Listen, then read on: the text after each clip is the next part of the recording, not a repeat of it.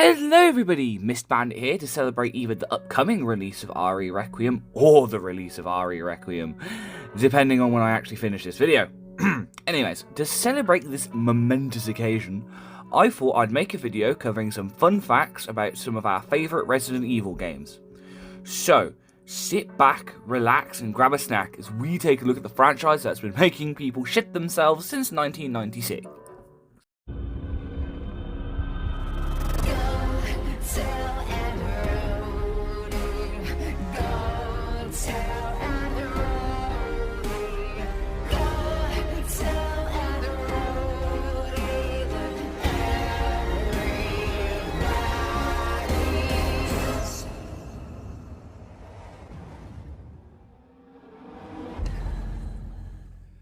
A pretty well-known fun fact to start the video off is that the OG Nemesis' name was Pursuer, not Nemesis.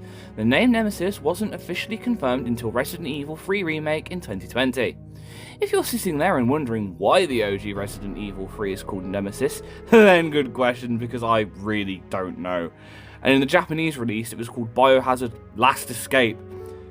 So if I had to take a gander, it's probably because Nemesis sounded better with the English-speaking audience, but I'll take that with a pinch of salt.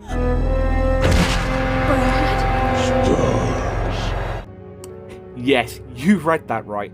In the original Resident Evil 2, Leon Scott Kennedy survived and escaped Raccoon City whilst drunk. Don't ask me how, when the average Joe can't even stand up straight for 5 minutes after getting hammered, but hey, this is Leon. So who the fuck actually knows?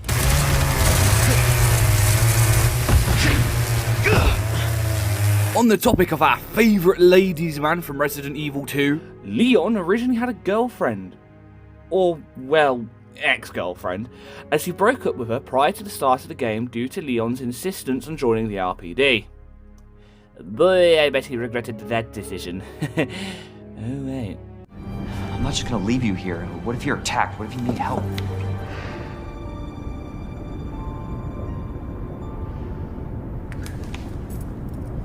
I'll be fine. Don't worry about me. Do you like Devil May Cry?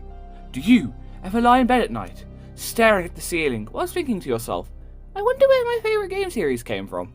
If so, then you might find the answer to your question closer than you might think. As, during Resident Evil 4's development, many ideas and builds of the game found themselves on the cutting room floor. One of these concepts would spark what would eventually become the Devil May Cry series. So, if you like me, and you like to stare at Dante's lovely hair, then thank Resident Evil!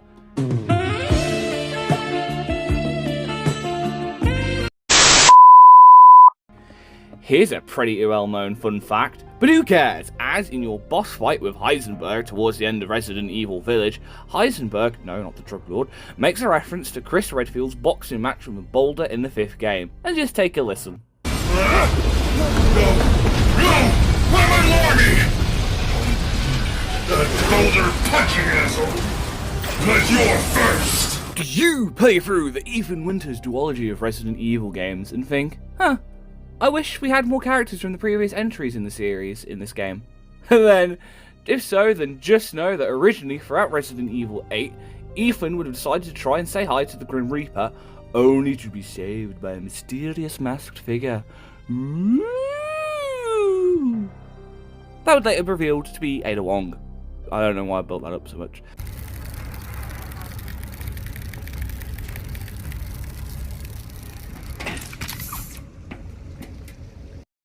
Hey, do you like the Resident Evil Outbreak titles? Do you wish that there was a third?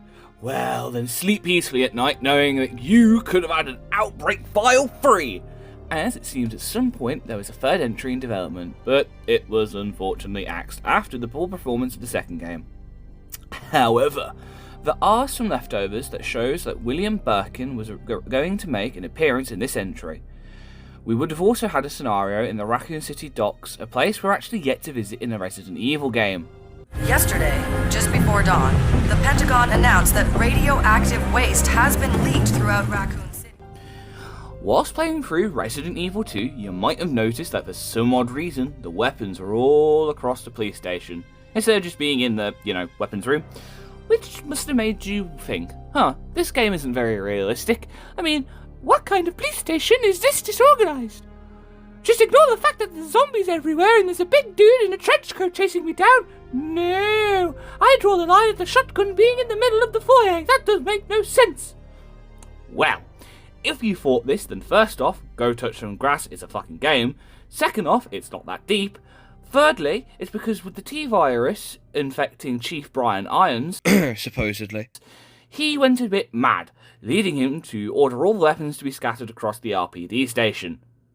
Oh, I'm terribly sorry. I thought you were another one of those zombies. Are you Chief Irons? Yes, that's me. And just who are you? No, don't bother telling me. It makes no difference. You'll end up just like all the others. Here's a fun fact. Apparently, at some stage during the early days of development of Code Veronica, Jill was supposed to be the main protagonist instead of Claire. However, this was changed due to one of the writers realising that the ending of Resident Evil 2 heavily implied that Claire would return in the game, looking for Chris.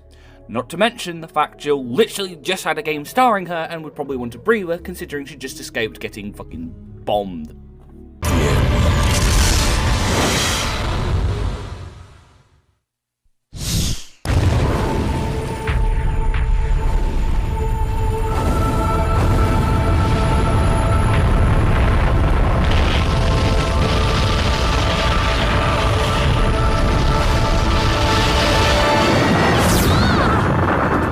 And with that, ladies and gents, I conclude my facts about Resident Evil list.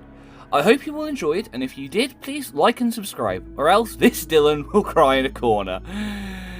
I bet you thought I was going to threaten you with bad luck, but I didn't. Anyways, take care everyone, and I'll see you next time. Goodbye!